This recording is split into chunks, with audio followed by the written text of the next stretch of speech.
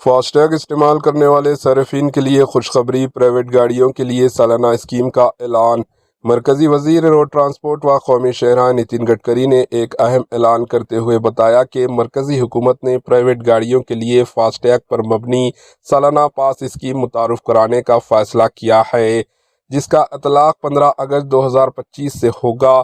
اس scheme کے تحت FASTag صارفین کو ٹول پلازاؤں پر بار بار ٹول ٹیکس کی ادائیگی سے نجات ملے گی اور وہ کم خرچ اور آسان سفر سے لطف انداز ہو سکیں گے۔ اس پاس کی سالانہ قیمت 3000 روپے مقرر کی گئی ہے، جو صرف پرائیویٹ گاڑیوں کے لیے مخصوص ہے۔ کمرشل گاڑیوں کو پاس نہیں دیا جائے گا۔ سالانہ فیس ادا کرنے کے بعد صارفین یا تو 1 سال کی مدت یا 200 ٹول ٹرپس جو بھی پہلے مکمل ہو، اس سہولت سے فائدہ اٹھا سکتے ہیں۔ Bureau report, H news.